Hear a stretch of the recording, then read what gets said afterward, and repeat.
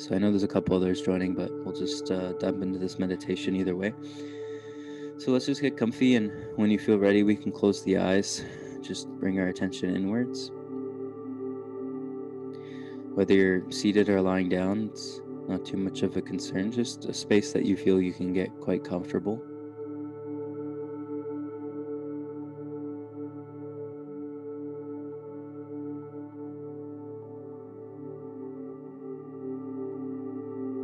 And in these first few moments, we're just simply going to connect inwards to this space of simple observing,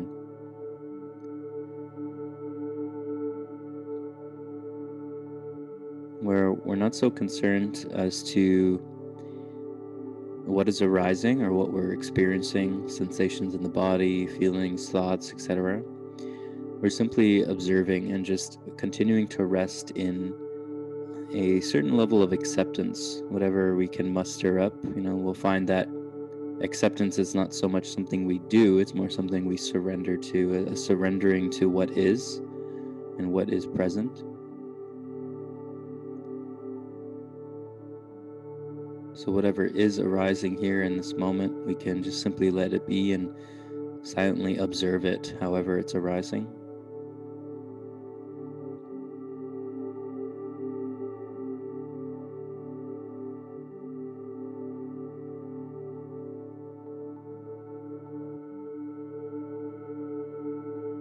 And we'll continue to return to this place of silently observing and arising.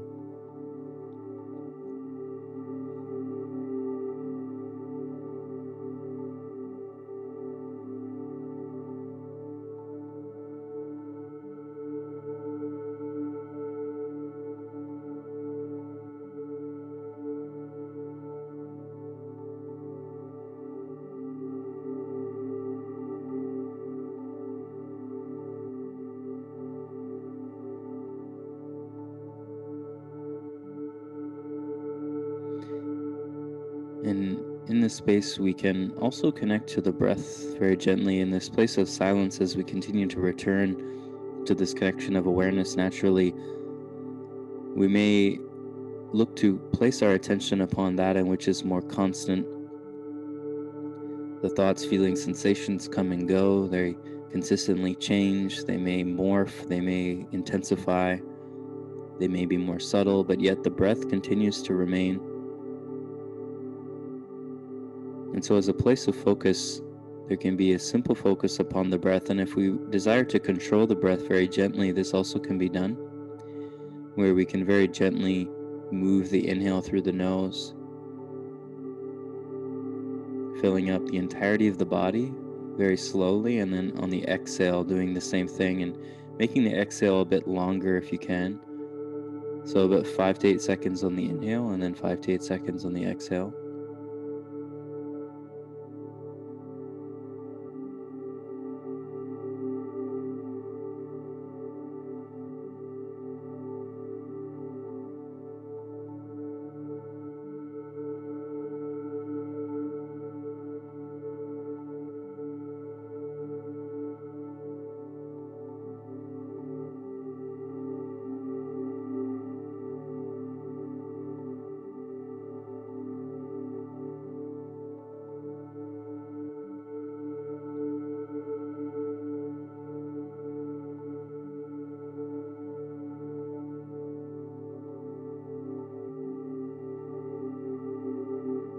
And so there's a very slow and gentle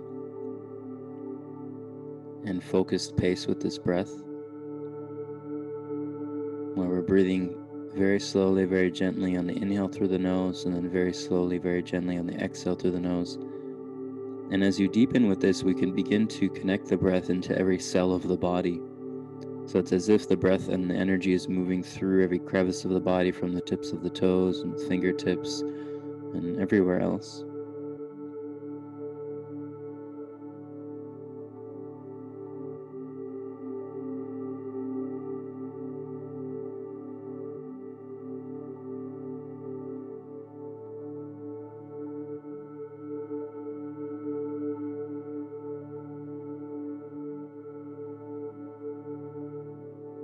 And to go one layer deeper, it's as if almost every cell in the body is breathing on its own. The breath is not just coming in through the nose, but the breath is moving in through every pore of the skin, every cell of the body, and every cell of the body is breathing, pulling that energy in, and then exhale and releasing that energy out. So the entirety of the body is breathing in this very slow and rhythmic fashion.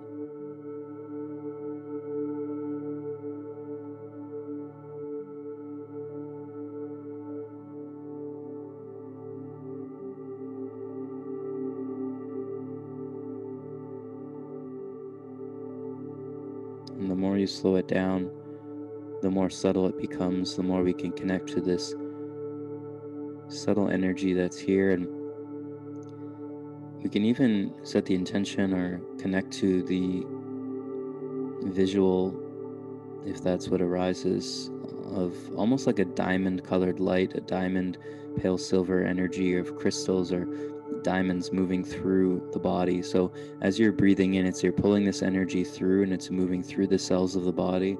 And as you're exhaling, it's releasing. And this is almost like a light cleanse, a diamond cleanse of this kind of filaments of energy. There may be rainbow sparkles. The colors aren't so important, but the intention of that diamond crystalline energy as you breathe through the body and the cells can be quite healing and supportive.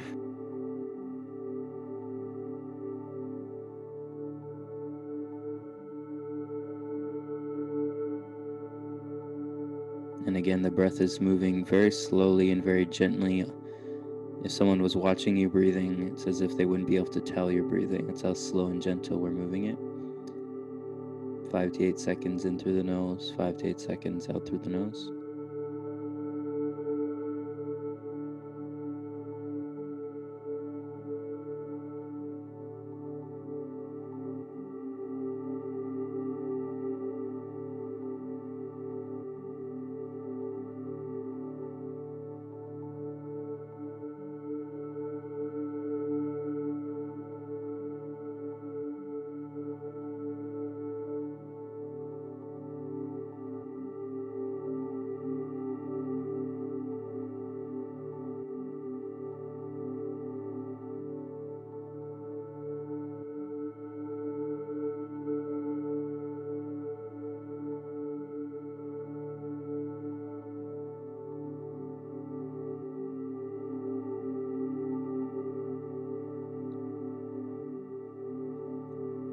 And simply feeling that full body rhythm that's occurring here.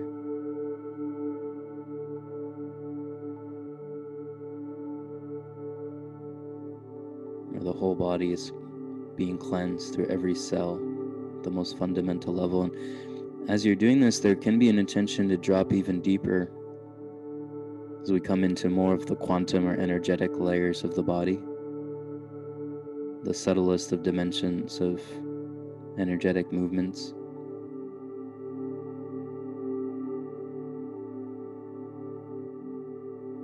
So it's as if the breath is not just moving through all the physical cells of the body, it's also moving through all of the lines of energy coming from the chakras, the nadis lines, like something you'd see in a acupuncture chart.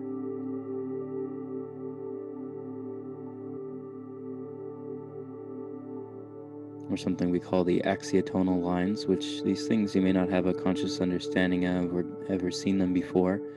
But as you just simply set and connect into that intention, you can sometimes feel these lines of energy through the body or these patterns of energy, almost like pathways or highways of energy and how they move. And as the breath comes in and out, it's as if you're breathing in and out, down and up, side to side through these pathways. And all it's doing is just very gently cleansing and clearing out any miasmic buildup, which is like an energetic block or a kind of a seal or an energy that's kind of manipulating these natural currents, these natural flows.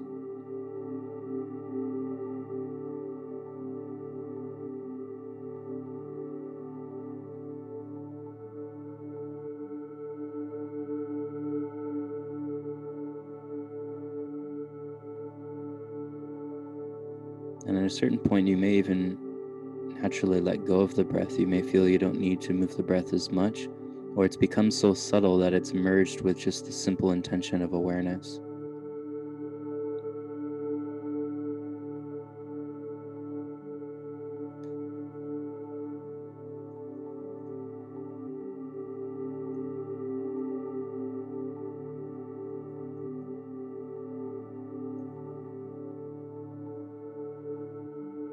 And this is where we can see that just the subtle movement of our attention naturally can move energy and reveal within us the currents of energy that are flowing in an aligned way or misaligned way. We may notice where the energy has to be realigned, and by no other action than simply watching and observing, this is what naturally moves all flows of the current back into their alignment.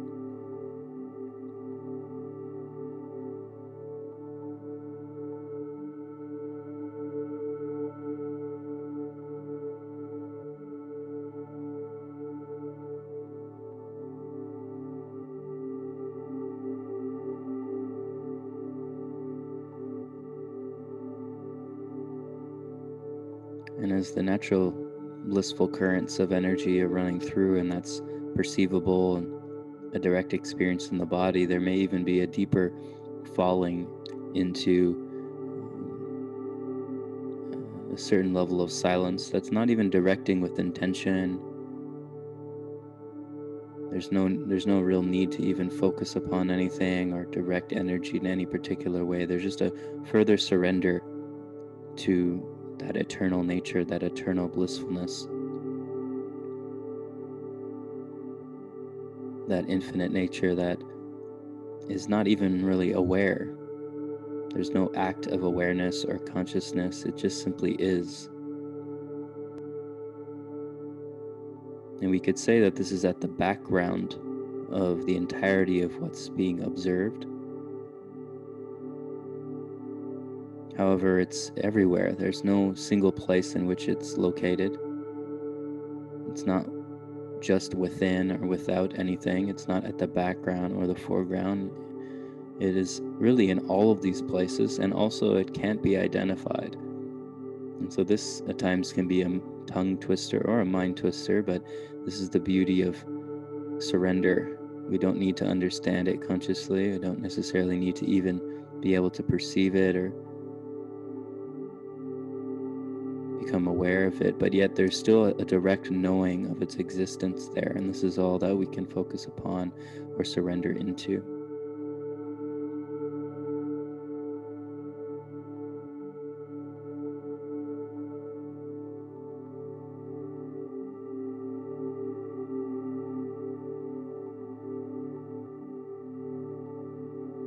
And as that infinite and eternal nature is recognized, the recognition of its infinite nature goes in every direction, 360-degree view, connected to everything within creation, whether it's just on this planet or in the solar system, in this universe, in this entire time matrix or dimensional structure. All of creation, this infinite nature is within and without.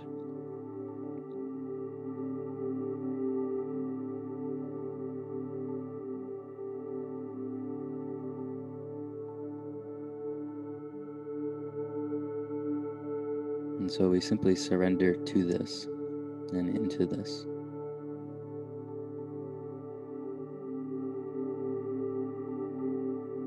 Whatever the body's doing or the mind and the emotions is of no real concern.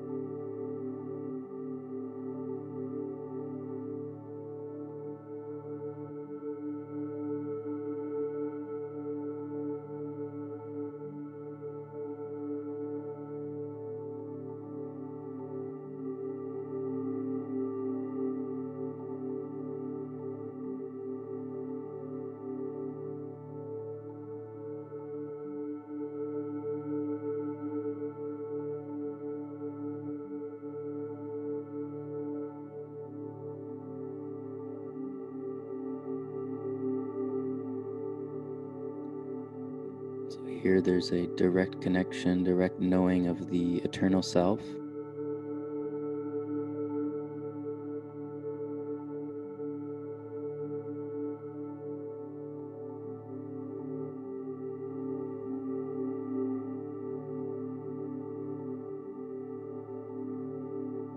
And this eternal self is not localized in any particular place in the body, although you may naturally feel pulled to certain areas, maybe in the heart. Though when there's a focus upon this eternal nature is in every place, in every direction, in every cell, and simultaneously it is in none of these places because it can't be pinpointed. It's like if we're looking to identify a point on a circle. There's essentially infinite amount of points on the circle. And that's what makes any particular point, in a sense, unidentifiable in comparison to, say, a square or triangle. This eternal self is everywhere, but yet it cannot be identified. So it is also nowhere. And so this paradoxical knowing is still something that can be grasped. It's still something that can be recognized. And as it's recognized, then there's a certain dissolution that comes with the suffering, the pains, any fears, all of that, in which brings a sense of discord or dissonance or suffering in our experience.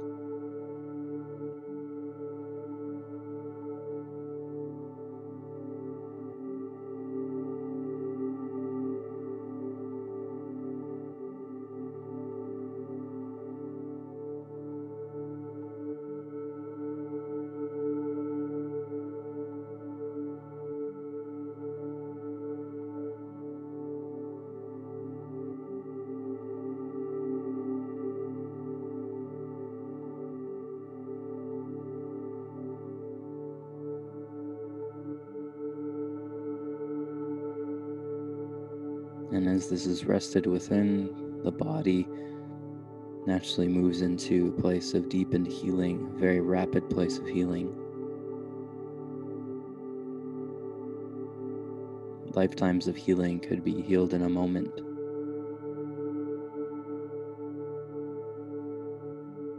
They are healed in this moment.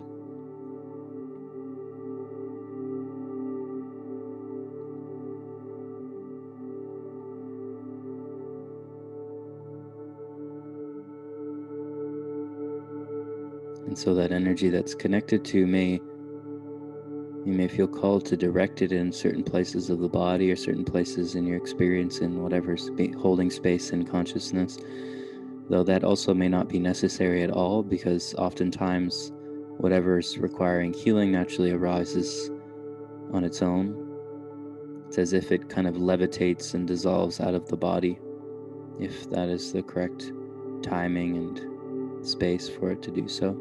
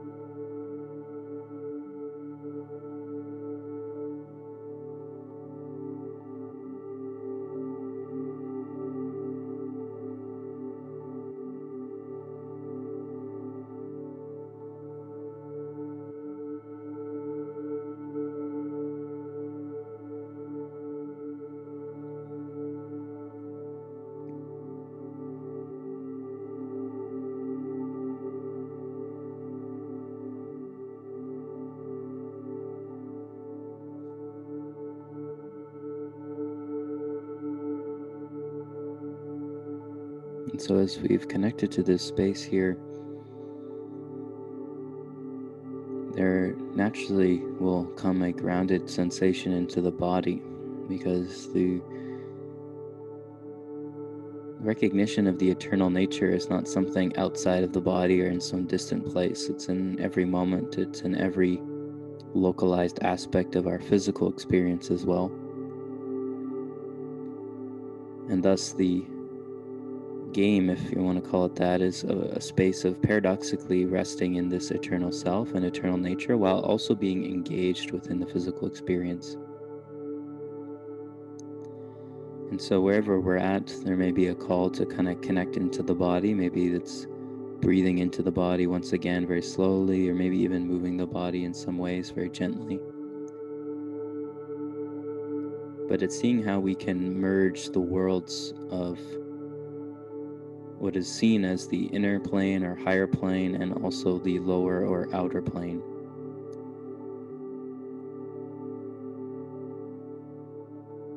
Sometimes what is also nice is as we come to conclude a practice like this, that we remain in the depth of this knowing and this recognition, but we also begin to slowly open the eyes and have kind of a gentle gaze and see that with the eyes open and the sensations, running of the mind and all of that, we don't allow that to distract us from this simultaneous recognition. And this is how we begin to really bring this into a practical reality in our movements day to day.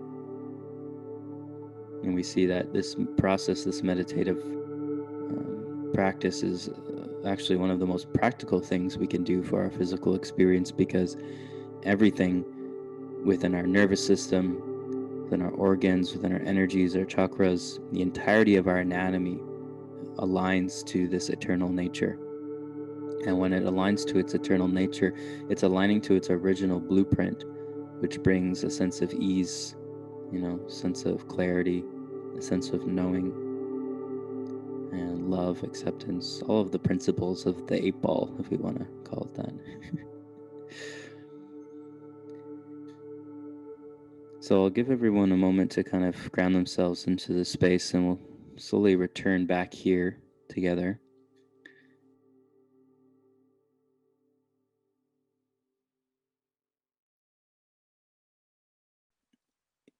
I posted a few weeks ago a post on Instagram, and it was a post that really just identified the common theme of this year, which is our fear of death.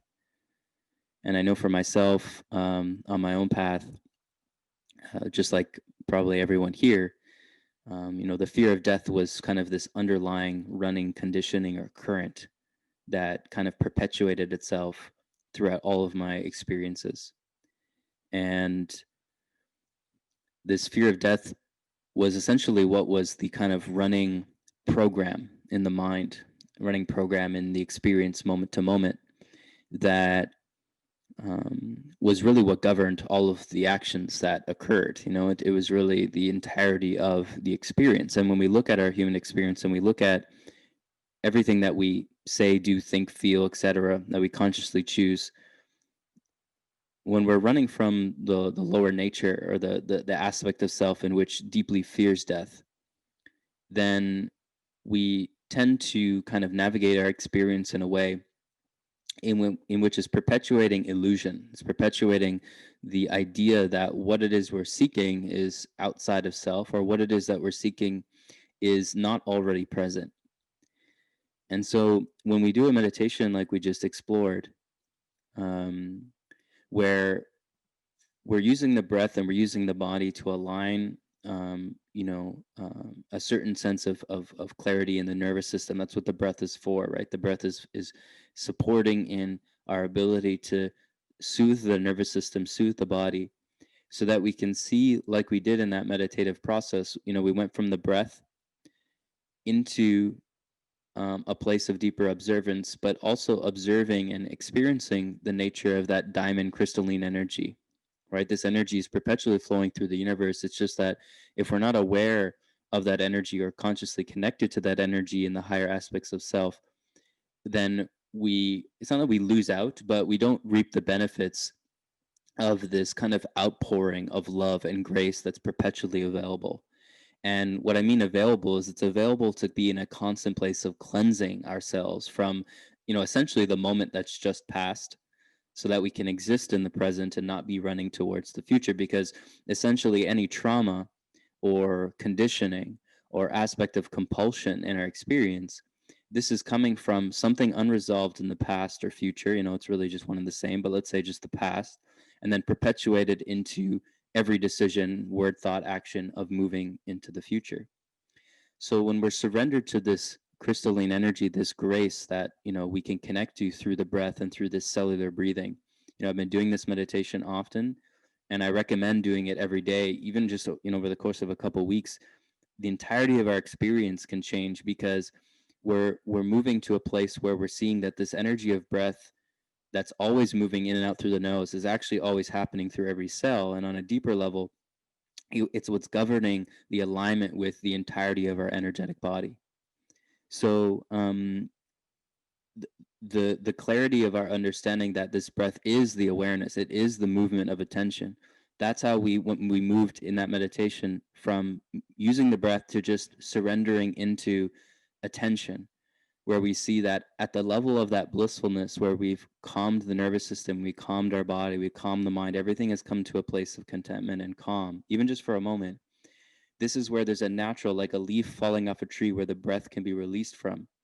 And we move into that place of almost a breathlessness. The breath is still moving, but it is like a breathlessness because there is only this attention upon the energy itself and the movements of energy. And when we're aligning with the natural currents of energy, it's not like we're having to direct energy in any particular way per se. It's kind of like I've mentioned this before. Initially, when we're doing our meditations, it's like we are consciously meditating. So it's an action to meditate. However, as we deepen into this space, essentially what's happening is we are being meditated. We are being meditated by the universe. The entirety of creation is meditating on its own. It's it's almost like this reverberating energy that's just existing and moving and pulsing.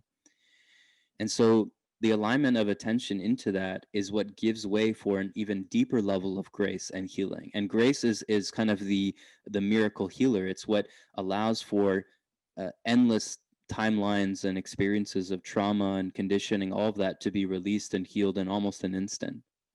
And that's why, as we come into this space, right, and as we surrender into that clarity, we're essentially connecting to the eternal nature, the eternal self, the eternal blissfulness that is forever and constantly present.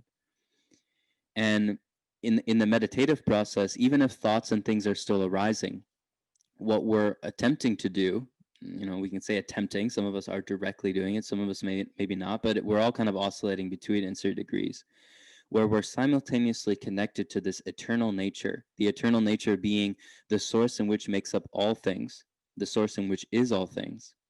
And we're simultaneously seeing, connecting, appreciating, observing, experiencing the plethora of thoughts and feelings and sensations that may be arising. So that could be things that are comfortable, not comfortable, things that are filled with suffering, things that are challenging, emotions, all of it. But there is a perpetual connection to this eternal self, this eternal nature. And because of that, then there can be such a graceful surrender to whatever's arising, however it's arising, however it desires to arise, because it's as if you're seeing that this meat suit, this body and the mind and all the energies and all that, they're working on their own accord. And we can see this very prominently, like in habits, say certain habits that we have or certain things that we do that we may not necessarily desire to do those things. So we know that these things may not necessarily be correct or things that are going to bring deeper levels of joy, but yet we would still do them. There's still a compulsion. There's still something that happens there where the body, the mind, there's still an action. Well, when we're connected and continually reminding ourselves of that eternal nature, then we're not so concerned as to these habits and things that are happening that may or may not be causing situations that are comfortable or not comfortable, because essentially what we see this as more so is the body just kind of running itself out. It's like it has energy, it has traumas, it has things that need to play itself out, which in other words some will call that karma or whatever. We're allowing for these things to just run themselves out. And the more that there is, allowing isn't necessarily the best word, but it's the word that the mind likes to give to itself to say, oh, I'm responsible, for doing this or that. So it can be helpful, but we're kind of dissolving, allowing. It's more just a surrender to the body and its traumas, its compulsions, its needs to do all of these different things. And as it continues to do all those things, it's like a child who's not controlled. When you let a child do what it wants to do and not control them, they kind of just find their way. They kind of dissolve the certain desires that they thought they wanted, and they realize, oh, maybe I don't want that, or and generally the most beautiful parenting is when they give the child the most amount of space while still protecting them from certain risks that they may not see, or things like this.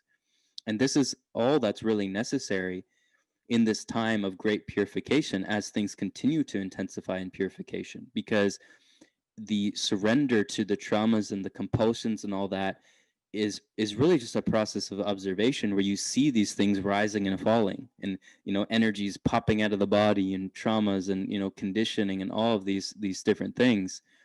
And yet there's still a joyfulness, there's still a recognition of that eternal nature, which is what's actually dissolving these things simultaneously. And what are we dissolving? Well, we're dissolving at the foundation the fear of death.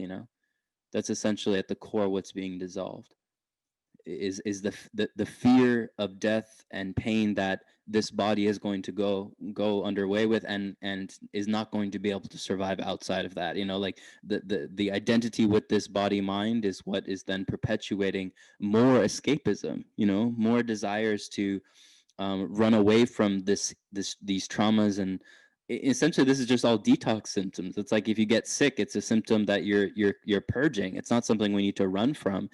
And that has been, at least from a mass collective scale of humanity this year, that's been the perpetuated theme. It's a running away from symptoms of sickness and illness, being so fearful of that. But yet when we actually look at this and see it for what it is, symptoms and illness and all these things arising, which is not just like coughing and sneezing. It's the traumas. It's saying something irregular. It's being mean. It's crying. It's all of these different things that we go through, that are all just symptoms of the healing that's occurring. And so the less we get caught up in that storm, believing that it's real, believing that we got to do something, believing we got to figure something out, believing we need to know why it's happening, all of those types of things, although they can be helpful at times, it's often what's going to slow the process down, because it's us getting in the way and trying to manipulate or control, or again allow or not allow this from happening. But when we come back to just this meditation we've done today, of returning and going through the layers, all the layers of what's observable. So we're observing sensation, we're observing thought, we're observing feeling, we're observing the breath, we're observing awareness, we're observing silence. There's so many things that we can be observing of. We're continuing to deepen into that place in which we cannot observe, because you cannot observe the eternal nature. The eternal nature exists as it is, but there's nothing to observe it. It's like the farthest background of our perception. And so, as that is done through the conscious meditative practice, and we continue to connect to that and deepen to that, then all of what we're needing to be revealed, be it what we need to act upon in our day to day, what is requiring attention in our energy body, in our physical body, in our relationships, this is all naturally seen, not as something that needs to consciously be like understood and explained in all these deepened ways. It's just, this is what will just, it's like a river. The river will naturally flow in those directions, and the things that have to occur will occur with your direct participation. It's not like we're just apathetic to life.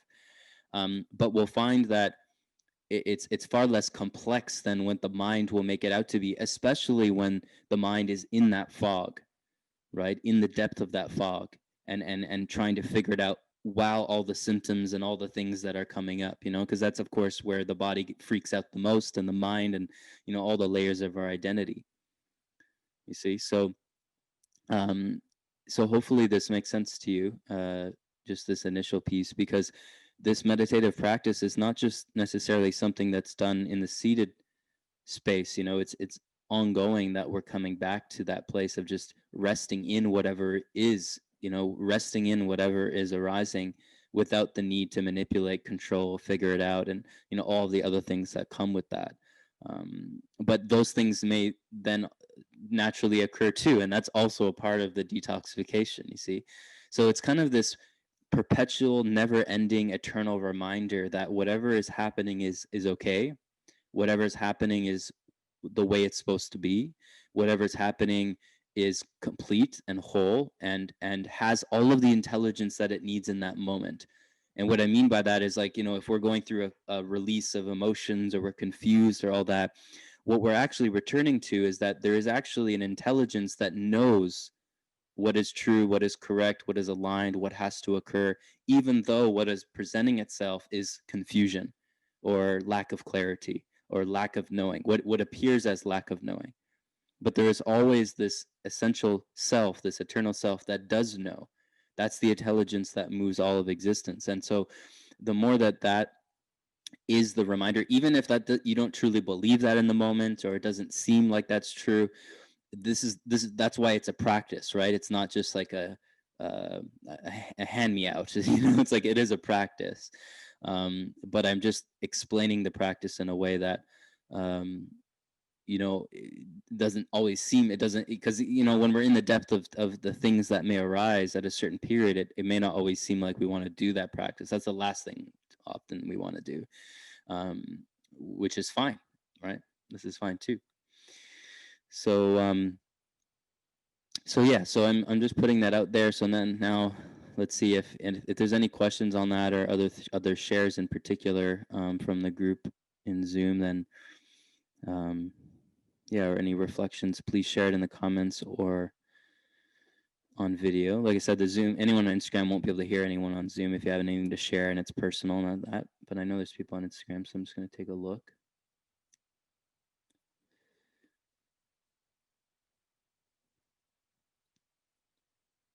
Hey Nick, everyone, say hello if you're on Instagram, and then for the group on Zoom, if there's anything to share, then please feel free. Some of you may have came at the end of the meditation or during, but this will be recorded, so we'll be able to put this meditation out. I've been putting all of them out recently. They're extremely simple, but very practical.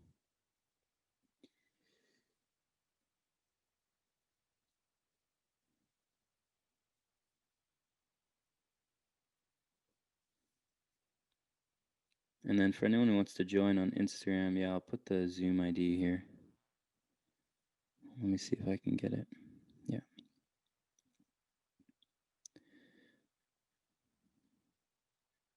It's a quiet bunch on Zoom today.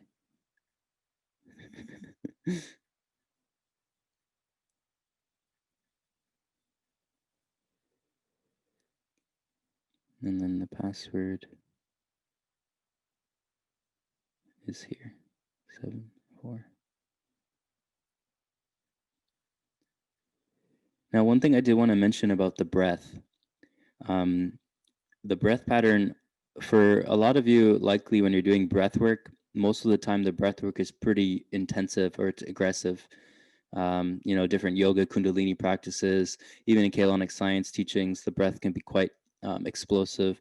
And then in traditional breath work, like certain holotropic stuff, which I don't necessarily recommend, but people like it, using the open mouth breathing or different forms of very intensive breath. This can be helpful, and it's very good for energizing the body at times. It's also helpful for clearing out traumas in certain experiences. What we have to be careful with the breath work is that we're not getting to a place where we're losing consciousness. It's like a psychedelic experience. Often, you lose consciousness, and that's where people perceive that healing is occurring, because you're kind of getting out of the way.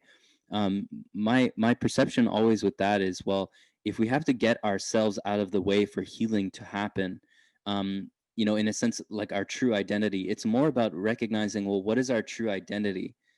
Because anytime we think that we're in the way of our own healing, we're just not aware of who we truly are. This is the core, right? So when we're doing, psychedelics, or kind of real intensive, like open mouth breathing, or things like channeling, things like this, where it feels like you have to get out of the way for something else to come in and do healing work. This brings a lot of danger, in my view, in regards to how we navigate our experience. So when we're exploring the breath work that we're doing here, which, like I said, explosive breath work can still be helpful. It's just that we have to make sure that we're retaining consciousness, right? We're retaining a sense of consciousness in our experience so that we have conscious control of the movement of the breath, and we're not letting it go into some place where you get really lightheaded, or it's like you're out of the body or things like this. So this is why I really love this process of breathing, where we're breathing in a very slow and gentle way, right? Where you're breathing in through the nose, 5 to 8 seconds, you're breathing out through the nose. And if someone's watching you breathing, it's like they would never be able to tell you're breathing. That's how gentle and subtle that we're making it. And it's just another style of practice, but I found this to be very powerful in our ability to just naturally merge into this space of awareness. Because as we naturally surrender into that place of awareness, this is where the breath and awareness become one. It's not like we're doing this very intensive, crazy breath and then like you just got to continue that to get to that place of bliss. What we're seeing is that the breath and this awareness, or this awareness bliss, this eternal bliss, is kind of one and the same, right? And that's the beauty of when we're doing this breath work, where you can start to circulate this energy in a very mindful, conscious, and subtle way, right? Whereas I mean, sometimes you go to do a real intense exercise, and doing that real intense exercise is actually what brings that elation, but it's not really the movement of the body. That's partly it. It's mainly the breath work of the exercise that's bringing that elation, right? That's a lot of what we're seeking there when we're doing that. And so sometimes people have to do really intense fitness workouts to get to that place because they've never really connected to that breath before, or there's so many layers of density in the body that they're not able to connect to that blissfulness through just very subtle breathing, right? There has to be that real intense breath work. And that's what the argument is generally for, like, real intense holotropics or psychedelics or these things, because it's like armor. We're having to like break away at like rock to get to the that core.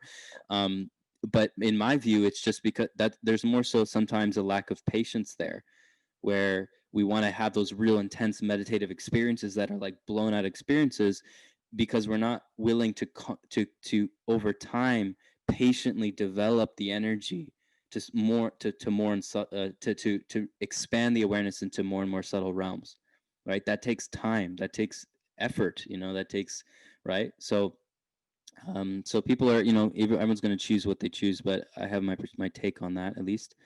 um, it's just gonna the subtlety of that breath, you know, in conjunction with your movement and ecstatic dance or more explosive breath work, that again remains you in that conscious seat. You're not losing consciousness. You have that conscious seat. This will bring a real beautiful balance, to the nervous system, and again, your ability to use the breath as a doorway into that non-dual awareness. That true state. Um, so yeah,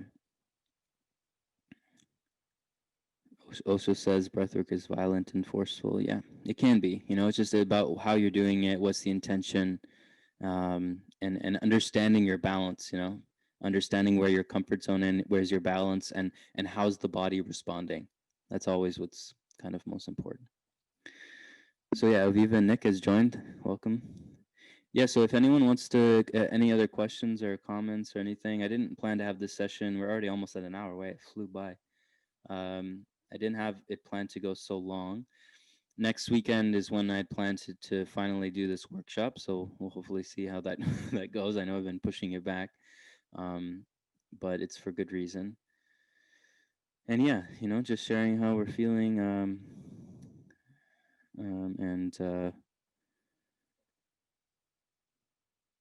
what's available.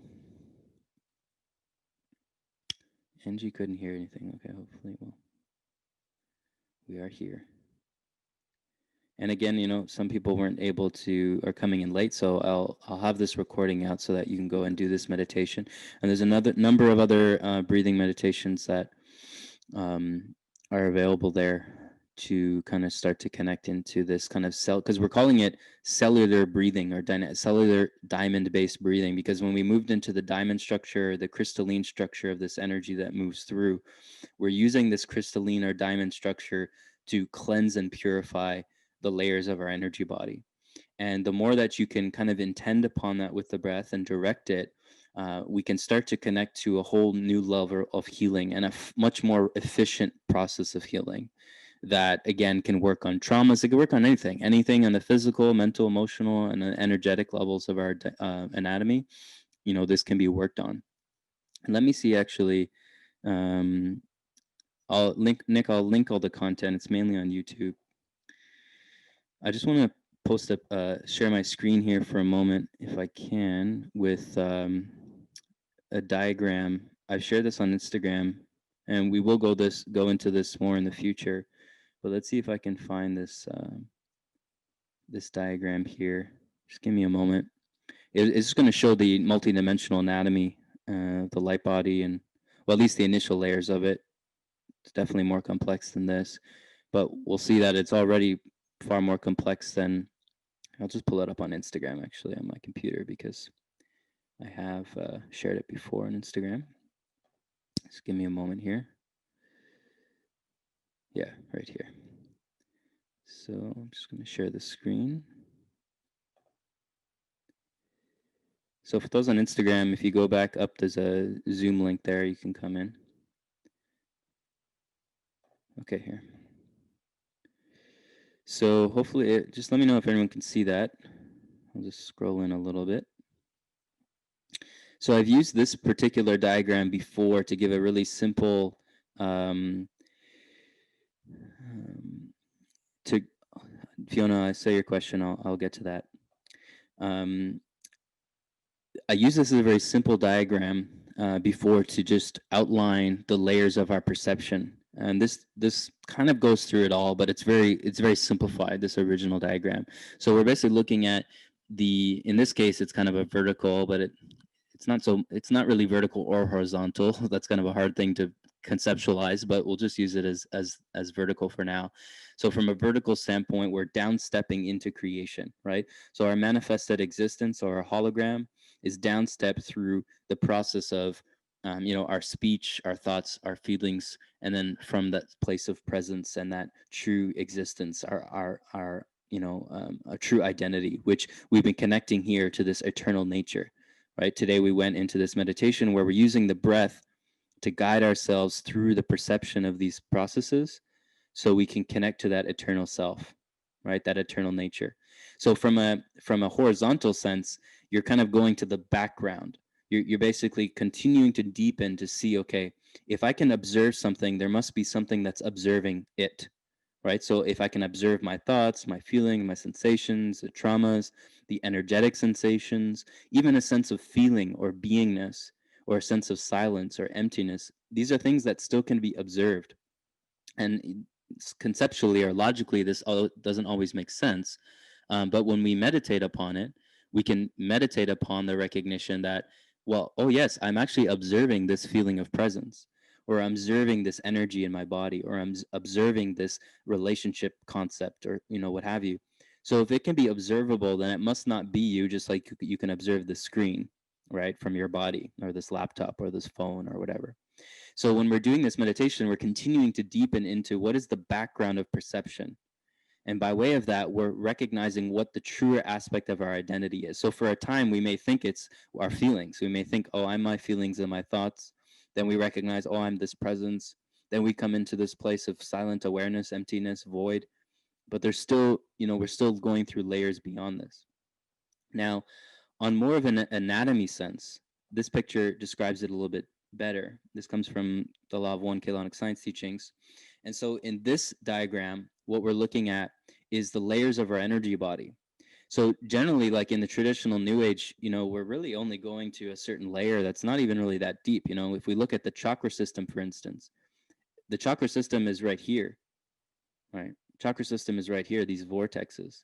So from the hologram, which is our physical reality and our physical body, then we go into our physical DNA and our cellular structure, right? And we go into the radial body, which is going into kind of like the nadis. If we look at an acupuncture chart, right? I don't know if people have seen an acupuncture chart, but I'll just kind of bring it up. Right, so if we look at a typical acupuncture chart, right, where you have these different lines in the body, these different points, these kind of exist in the physical realm, but they're not really in the physical realm, though we can access them through the physical. So when we're breathing and we're doing the cellular breathing, we're actually, it's like we're breathing up and down through these channels, right? And so, but that's really still on the kind of this initial layer. We're still going through these initial layers, and then as we go deeper, we're getting into what we call the hova bodies. Hova bodies are kind of like our auric field, but the hova body relates with different levels of our dimensional anatomy that, as we have awareness of and we breathe through, we can start to connect to whether these are in alignment or not, and how we're feeling with them. And this is just a very general overview.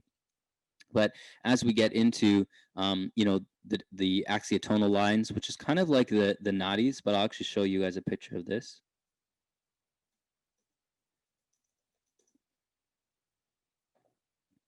Let's see if we can get a picture of it. It's kind of hard to find these things. I have, oh yeah, right here. Right here. This is the axiotonal line. So these are just kind of deeper levels. These are beyond the chakras, but they're just deeper levels of our energetic anatomy, which act as conduits of kind of how we downstep energy. So for instance, if we look at a telephone, like telephone wires out on the street, those telephone wires and the energy from those communication channels or from the hydro lines, they have to downstep through certain energetic boxes and conductors, and I forget the exact terms, but they have to downstep through many different layers of hardware to then eventually get into our house. Because if we got it straight from those energy lines straight to our house, it would fry everything that was in our home, like our everything we have plugged in. So these layers of energetic fields, like particularly these axiotonal lines, which are access lines, which give us access to these higher energies, right? They give us access to the higher dimensional anatomy. These access lines are accessible through our attention as we move into them, and as we bring our energy inwards and our attention inwards, and we start to explore our anatomy that is on these inner fields, right?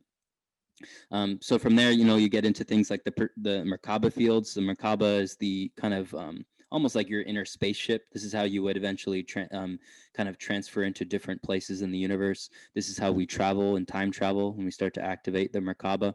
This is really what essentially gives us a body. It's actually a core reason why we have structure. In all of these fields is because of the Merkaba. And then going beyond this, it gets into really complex fields. But when we're moving through our crystal kind of energy, or we're connecting to these diamond fields of energy, and we're visualizing that move through our body as we breathe, what we're actually connecting to is this Kathara grid and the higher dimensional fields of this Kathara grid, which create the entire matrix in this universe that we live in.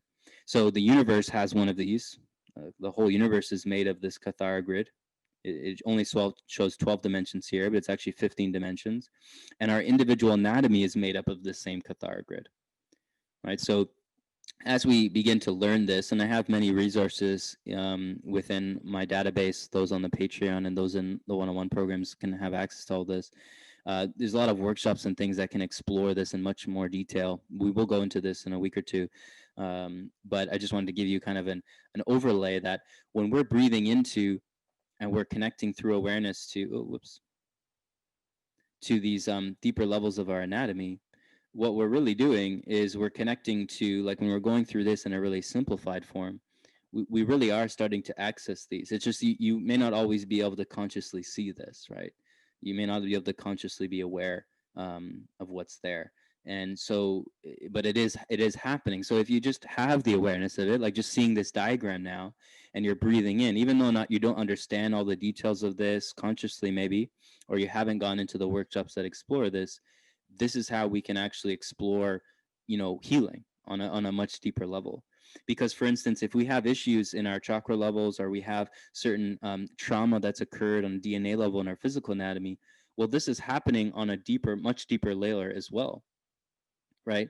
So when we go into healing collective energies, let's say, right, these are the shields. These shields have to do with our individual, our tribal, our familial, our collective race lines. So when we're healing something collectively, right, like we have a collective situation this year of 2020, and there's a lot of collective healings that are occurring. Well, that collective healing is happening on a much deeper level in our individual energetic anatomy. And then that relates within our individual life experience. So depending on where we're at on our journey, we may have more or less of an awareness of what's happening on more collective fields of healing, and more what's happening just on our individual level. And there's no real better or worse. It's just different levels of responsibility of awareness, right? So it's important that when we have an understanding of how our anatomy connects into the collective and the whole matrix of our universe, we we get a bigger a less personalized picture, let's say. So say we're going through some emotional turmoil, we're facing some energies that are quite challenging. We can at times take that very personal. We think that there's something in our individual life that is wrong, or something we need to fix, something we need to change. And although it will inevitably bring us to that realization or observance, oftentimes we're feeling into things that are happening on a much deeper level that connects to all of us, right? So we may not always be aware of what that is or understand that, but at least if we remember that that is a possibility, then we can kind of lessen the weight at times, right? So I just wanted to paint that. I know Fiona had a question here. um, Is it possible to completely release all the traumas from meditation in this way, or is it necessary for traumas to arise through life experience and trigger re-experiences and release? Yeah, that does make a lot of sense. Actually, it's a great question, because so just to summarize, you know, this it was a question actually I asked myself a lot, and I feel like we all kind of come to this where we see, okay, when I consciously do meditative or shadow work, or certain spiritual practices of healing, or all of these different things, we can see that our life experience generally improves, right? Like I know when I first started meditation, I could really see over a course of time how it was improving my experience. And when I was more consistent, or when I had deeper meditations more consistently, and for longer periods of time, I could see how I was more compassionate. I could see how I was more focused. I could see how I was doing things in a better way, versus when I wasn't. And then I would see my conditioning, you know, the compulsions, the traumas kind of playing itself out more consistently in my experience. So it's really just like, well, what is your consistent practice? And then that's going to be the mirrored result of consistency within our everyday experience, right? That's going to be the mirrored consistency in what's happening in our day to day, moment to moment experience. So if our practices are consistent, if we're if we have our day structured in a way where our primary devotion is to ourselves and to the eternal nature, to continuing to deepen into the eternal nature. So that could be forms of meditation, that's forms of shadow work and deep and emotional healing, contemplative journaling practices. This is the caring of our body and our nourishment, through all ways in which we consume, like the way our connection to the earth, a connection to the sun, connection to the breath, connection to water, connection to the foods we consume, right? This is the practice of our movement of creative energy through our voice, through sharing, connecting with others, through art, through our creative project endeavors of service, right? This is in our communion with prayer, a devotion to prayer through poetry, through word, through that could be song and creative elements too, right? It's kind of all connected. um, and all of this connects to a place of service in some form, maybe just in the smallest of moments, in bigger projects. There's different layers, but we can see that there's many dimensions to our devotion to the eternal self, to continuing to deepen into the eternal self. So with all of these practices, I mean, that fills up your day. That's a lot of stuff. There's a lot of different things. So if that's the common intention, where your moments are more and more being filled with I was going to say tasks, but actions and intentions and movements of energy that are perpetuating our alignment with the eternal nature, with our true self, then this is what our hologram is going to more and more become, right? So traumas and conditioning, all of these things kind of start to fall off the tree like a leaf and fall. It starts to kind of naturally dissolve because we're intensifying that attention. We're intensifying that devotion to our day and to our practice. On the other side, it's not really on the other side, but because it's all varying degree. But if we're sucked into more, of just more compulsive based actions, where we're not so focused on our devotion to continuing to deepen into the eternal nature. We're going more into our lower desires. We're getting more into the things that we feel like are just filling out or fulfilling conditioning, fulfilling compulsion, fulfilling, kind of a running from fear, a running from trauma. They're just kind of very distracting, erratic type of actions. That there's so many ways in which that can happen. But we can generally see, if we just even journal that, we write it out, and we see what is our day filled with, how much time are we involving ourselves in these different tasks or different things.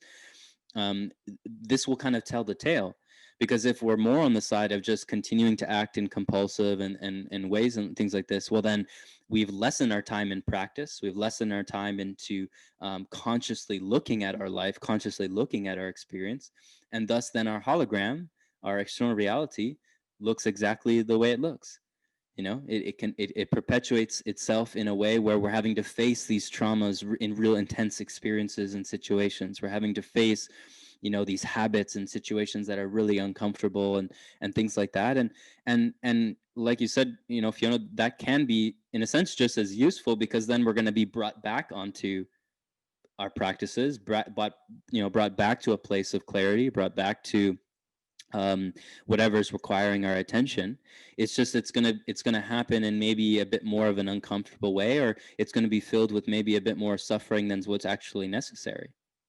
Because when we remind ourselves of the practices that we always know, like, okay, when I come back to consistent meditation, I know my life gets better. It feels more aligned, it feels more at ease. I know when I'm communicating authentically and honestly and integrally with people around me, I can see the fruits of that. I can see how my life is of a deeper alignment, and there's more clarity that's there, right?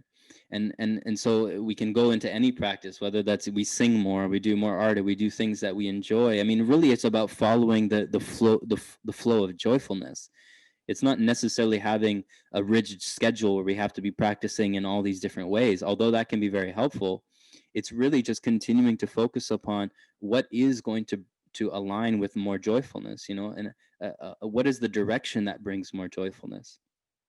And that may go against what the mind says, of course, it often does, but it's not always the case. We can align things so that the mind is not some culprit that we're demonizing. The mind is something we're utilizing. It's moving with us. It's a passenger on the ride, right?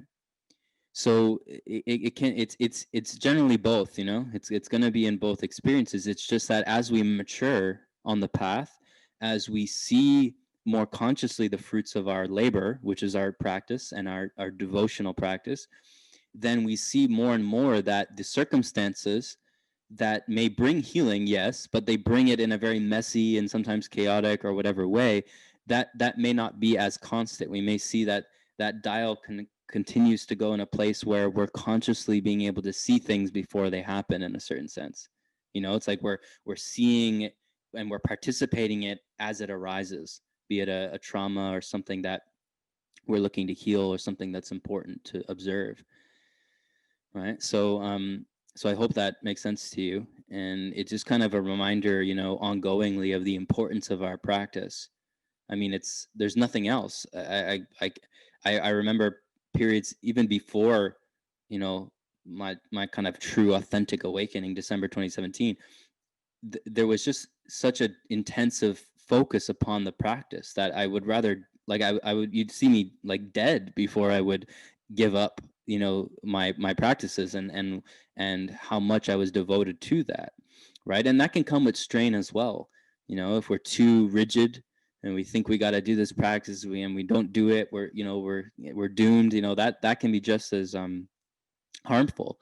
But I can't see many times in my experience where, if I wasn't in a balanced intention with continuing to devote myself to all moments of my experience, to be in this constant, intention of devotion to myself, to love, to realizing who I am. That was, pre 2017. That's what it was for years and years and years. And then as it roots, and as there's a realization, a deepened realization of that eternal nature, then it's not that the practices go away. It's just that it sometimes comes with less strain, or there's more of a fluidity that can occur, right? And it's my view that that can occur at any point on the path, because it's about really trusting in our journey, where it's not always about sitting down and meditating. It's also not always about running around in ecstatic dances and chanting all the time, or it's not all about any uh, kind of polarity or extreme.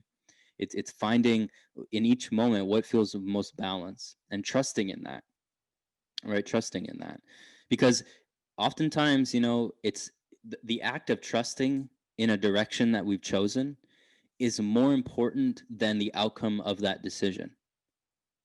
It's important, right? The act of trusting in a certain direction, like being decisive and just moving with something that feels correct, is more of an important endeavor than whatever the result of that action is to be. And that really applies for everything. It's like recognizing, well, if we're doing something to get something, this is always going to end in some level of suffering. So if we're doing certain things or acting upon certain things or practicing in certain ways just for the joyfulness of that, this is where all the rewards are reaped. This is where we continue to move through, healings and things much more gracefully, right?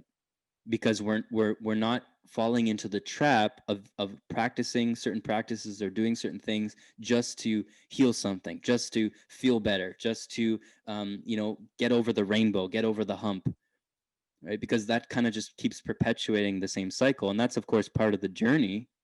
But it's like we're having to reverse that, right? And that's so much of what any great teacher or teaching has taught in the past about becoming desireless. Becoming desireless does not mean forcefully denying desire. That's not what becoming desireless is. It's about recognizing and becoming more authentic with ourselves as to what is our true intention behind any desire. Like, what is actually being sought out by engaging any particular action, thought, experience, what have you. That's more so what it means to become desireless, because from that process, desires fall away like leaves off a tree. Aspects of suffering and things, they just naturally dissolve because we're not pushing them away. We're allowing for them to be there. Not even allowing, we're just seeing them, recognizing that this desire is here, whatever. And we're sourcing the intent. We're seeing, well, what is my actual reasoning behind why I'd like to engage this. So it's not necessarily having to become really analytical all the time about all of our desires and what's happening and all that. It's just it's a simultaneous process of feeling and just being honest with ourselves and integral with ourselves, right? About how things are being engaged. And this just kind of all relates back to this original question here, is that we understand and we recognize why we may face situations that are filled with like real insurmountable, seemingly insurmountable feelings of suffering. And it's generally coming from places where we haven't been clear or truly authentic with ourselves as to what was our intent by engaging a certain practice, a certain thing, a certain experience, a certain relationship, certain circumstance. What was the intent? And it's not necessarily about always going back and finding that, although that can be helpful. It's just doing that from this point forward and endlessly from this point forward. You know, that's how we start to reverse, karma. That's essentially what all practices do, is they're reversing karma. So we get to a 0 point where we're not playing out karma, where we're in a place of true free will, a true freedom. We're not in these cycles where we feel like, we're just constantly pulled like in a washer machine. We're actually able to consciously choose what is the direction. How are we directing ourselves? What is our choice here? And ultimately, what is our intention here? Right? Funny enough, as we connect more deeply to this eternal nature, like we did in this initial meditation, and the theme for today is we don't even have to have an intention. Because if we're truly coming to a place where we recognize our eternal nature and also the perfection of each moment, which is essentially the same thing, we realize we don't need to have an intention at all. There's no need to have an intention if we recognize the perfection of all things, because that, in a sense, that's still a subtle form of manipulation, right? To have an intention and I need to act it. This is still coming with a certain need to control. Whereas when we surrender to the natural flowing stream, the water is going to go where it's going to go, and it's governed by very specific principles of gravity and flow, and the nature of how water flows on the, at least just in this physical plane. So it doesn't have to have an intention. It just exists, and it does exactly what it needs to do. So that's something to play with. I would actually encourage that as a consideration for everyone watching, because I know, having intention, and I just went into a whole thing about how we source our intention.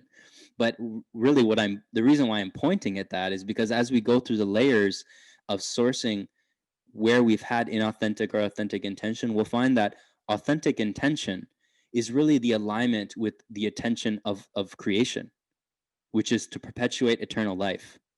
That's the original intent, is just for life to exist eternally. And so in every moment, if we're in alignment with that, we're going to take the actions, we're going to speak the words, we're going to move in the directions that continue to perpetuate the principles of eternal life, of love and acceptance and joy and compassion, understanding and wisdom, gratitude, appreciation, right? These are things that kind of continue to naturally occur. We're all aware, everyone watching here, everyone here, we're all aware of this, these natural tendencies we have to be compassionate, to be loving, to be appreciative.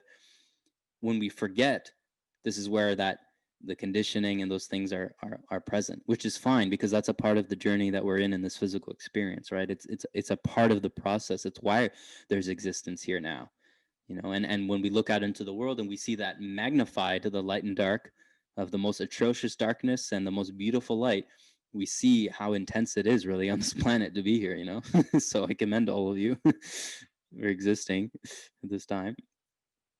But yeah, so very long-winded answer and trajectory on that question, but this is a great question because I think it's very relevant. How do we balance what we see?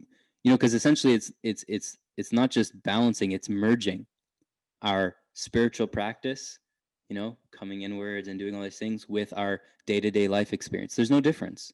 There's really no difference. We've perceived it as different because we haven't lived our whole lives in maybe this devotional way, or in this way where we've been awakened to life. But awakening to life is awakening to the entirety of our experience as one and the same. Everything in our experience is all source knowing itself.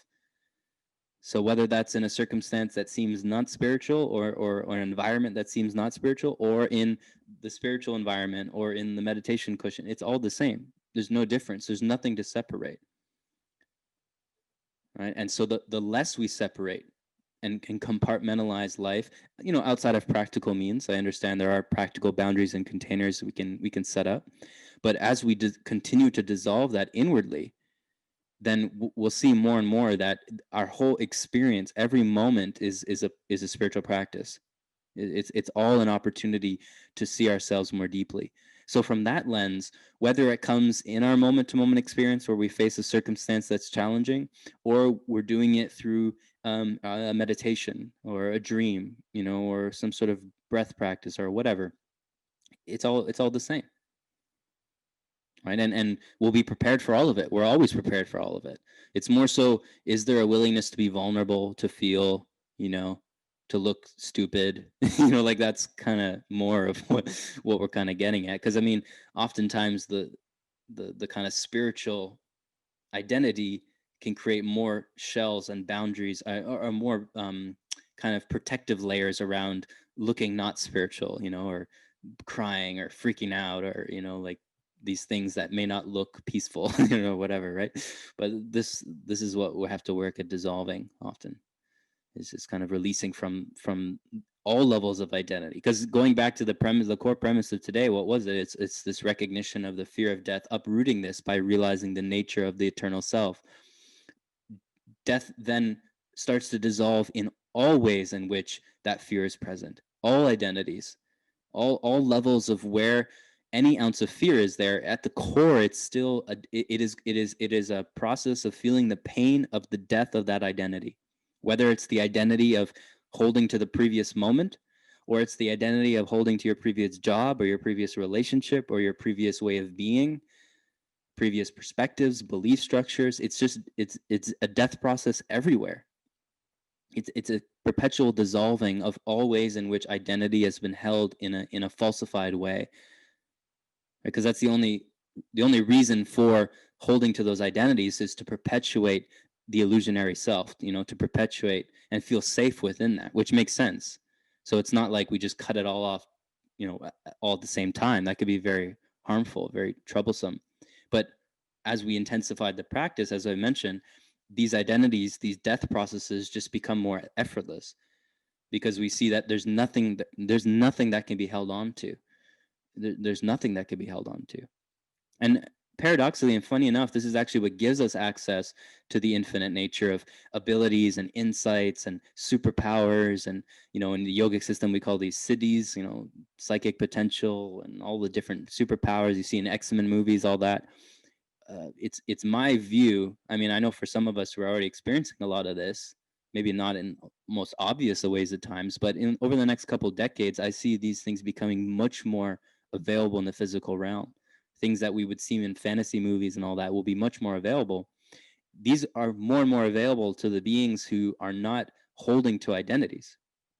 They're dissolving, constantly dissolving, letting go, because we're not focused on developing superpowers. We're focusing on how do we continue to surrender to the eternal nature.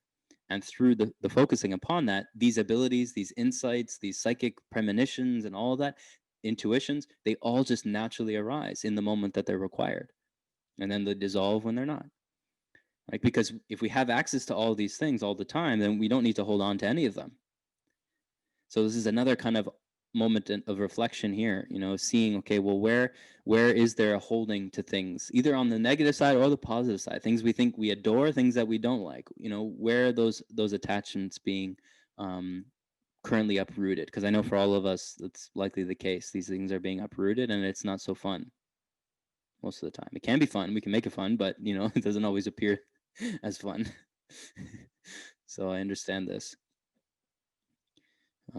But yeah, I had a dream about that last night, so I wanted to share about the superpower thing. It just continues to be reiterated, and that's where life can just be so deeply enjoyed, because now you're just in the thick of it. You're in the thick of eternity, the infinite nature, and being and accessing what one may seem as impossible, just accessing it endlessly. And like, coming back on this healing of trauma piece, and we went into the meditation. It doesn't always happen every meditation, doesn't always happen every moment or every time you do some sort of healing work, whatever. And of course, the more we dissolve, like we said, what is healing work, what's not healing work, it actually it makes this more available. But what this is kind of, endless timelines, lifetimes of traumas and conditioning, all that karma that can be healed in an instant.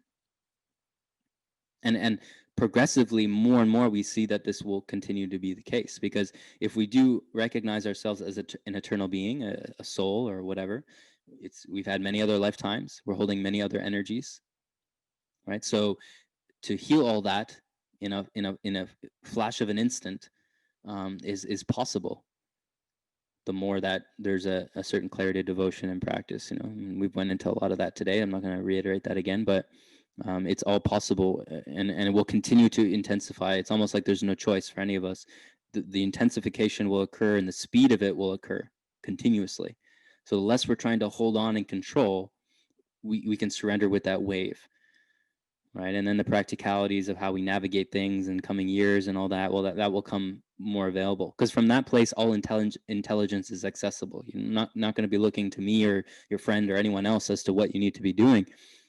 That guidance will continue to be flourishing, and accessible, and revealed to you in very simple, subtle, and simple ways. It's not always like some big ascended master coming down and saying, "Oh, here, this is what you got to do." No, it's just a very subtle knowing, subtle direction, and guidance. So the more we just trust in that, even if it doesn't feel like we can, just going with it in the small choices, then whatever seems as bigger choices, that will become more and more effortless, right? On how we guide through that.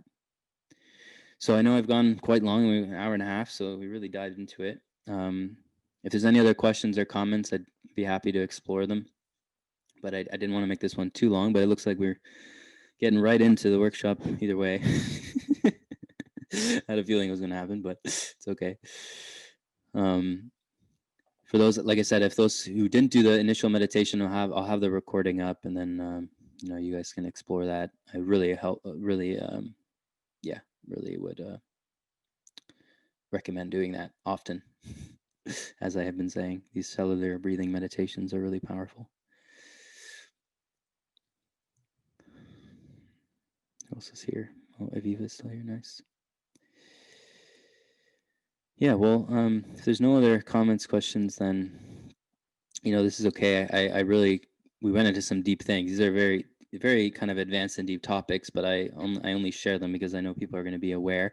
And either way, if you don't understand it, there's a frequency behind the message, so you'll be able to pick up on that and go about it in your own way, however you feel is necessary. Um, I'm already working one-on-one with most of you, so we kind of go into this already, but some of you maybe not and maybe new. So YouTube and stuff, I'm uploading most stuff. Instagram, I don't know how much longer these social platforms are going to be viable. Could be a couple of years, could be a couple of months. Who knows at this point? So I'm spreading things out into some new platforms likely, and I'll link that for people, for those who still want to stay connected. I'm still relatively quiet compared to how I've usually posted, but that comes in its waves. I'm sure we all know that. And yeah, so it'll be fun this next little while. I'll keep you guys updated for next weekend and coming conversations. But it's really just a practice. We can talk all we want about these things and feel into the presence of this, but we have to just continue to remind ourselves of the intensity of our practice. That's always been what I've come back to, hours upon hours of meditation, of contemplation, of journaling, of reflecting, of conversations with people that I need to have, conversations with myself. It's never ending. It really isn't. So the more that we just remember that, we kind of never get ahead of ourselves, and we always stay humble, where we never really think, oh, I've arrived. You'll know when you have arrived, but it won't be what you think it is. I can assure you that. And then even in that arrival, you'll know that it continues. It's endless. It's eternal. Eternal life is eternal life. It's not just some figurative idea. It really is eternal. So then there's no rush. No need to be caught up on any particular dates or any particular happenings or any particular things that someone else is going to do, or the government or this or that. We're in this for a very long time. So we don't have to rush. Don't need to get caught up too much in anything in particular. We stay mindful, stay aware. We understand the territory, understand how things are unfolding, but just be aware of where the emotions take you into the what ifs and the what do I got to do and where do I need to be, and these things are nice questions, but they're only going to be feeling as nice if we're in a more neutral state and a place where we can really mindfully explore that, and that's what practices like we've done today and conversations like that are helpful.